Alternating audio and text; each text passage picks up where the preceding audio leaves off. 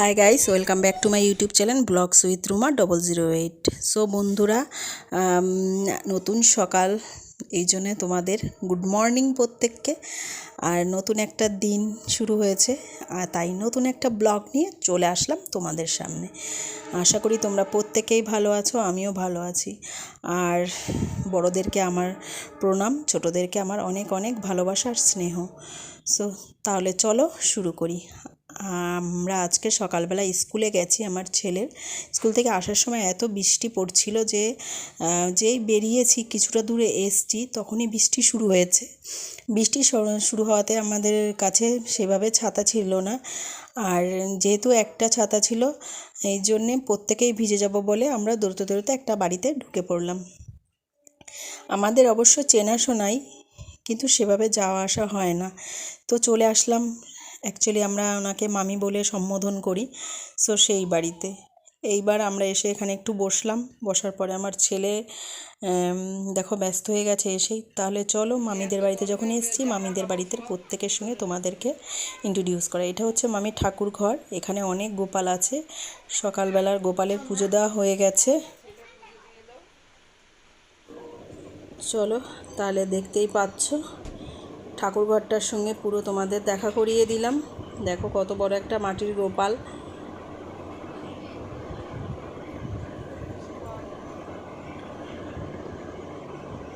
এই মামির বাড়িতে অনেক বড় গোপালের অনুষ্ঠান হয়। জানুয়ারি মাসে এই পুজোটা হয়ে থাকে এবং শয়ে শয়ে গোপাল আসে এই মামির বাড়িতে। আর 3 দিন অনুষ্ঠান হয়, নাম কীর্তন হয়। চলো তাহলে অন্য ঘরের দিকে তোমাদেরকে নিয়ে যাচ্ছি। এই দেখো, একটু দরজার সামনে এসে দাঁড়ালাম। এত সুন্দর বাইরে বৃষ্টি পড়ছিল, দেখতে ভীষণ ভালো লাগছিল, আর চারপাশে পুরো সবুজ আর সবুজ লাগছে দেখতে। এবার মামিদের বারান্দাতে এসে একটু বসলাম। দেখো ডগিটা আমাদের দেখে খাটের নিচে ঢুকে গেল, ভয় পেয়ে গেছে। সো এবার ও আমাদের সাথে থাকতে থাকতে আমাদের সঙ্গে একটা ফ্রেন্ড হয়ে গেল। এবার আমার ছেলে আর আমার বান্ধবীর মেয়ে একটু প্রথম ওকে ভয় পাচ্ছিল, কিন্তু ওরাও আস্তে আস্তে ও সাহস হয়ে গেল এবং ওর সঙ্গে বন্ধুত্ব করে নিল। এবার দেখো ওকে আদর করে দিচ্ছে। এই যে হচ্ছে মামি, এনার বাড়িতেই আমরা এসেছি। মানে বৃষ্টি এত জোর পড়ছিল যে আমরা আর হাঁটতে পারিনি, তাই দৌড়তে দৌড়তে এই বাড়িতে চলে আসলাম। এইবার বৃষ্টিটা প্রায় কমে এসছে, আমরা এখন বেরোবো। তাহলে চলো বেরিয়ে পড়ি।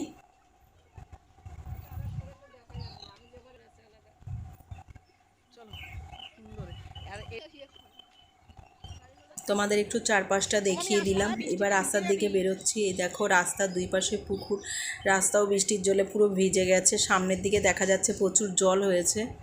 চলো তাহলে সামনের দিকে এগিয়ে যাই। এত জল হয়ে গেছে রাস্তায়, দেখতেই পাচ্ছ। আমার ছেলে দৌড়াতে দৌড়াতে দেখো সামনের দিকে চলে গেছে, বাড়ির কাছাকাছি। আমার বান্ধবীর মেয়ে একটা মাছ দেখেছে ছোট্ট, তাই দেখাচ্ছে জলের মধ্যে।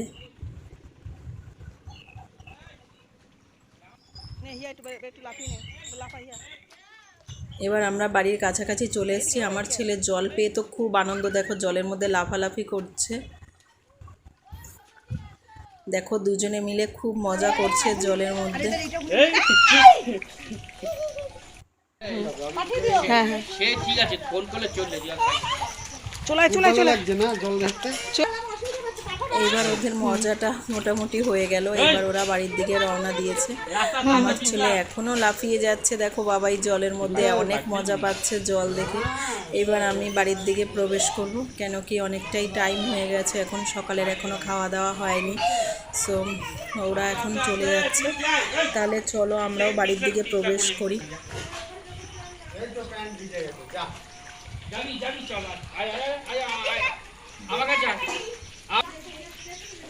এবার আমরাও বাড়ির দিকে ঢুকে যাচ্ছি। তো বন্ধুরা, তোমাদের যদি আমার এই ব্লগটা আজকে ভালো লেগে থাকে তাহলে প্লিজ আমার চ্যানেলটা সাবস্ক্রাইব করো।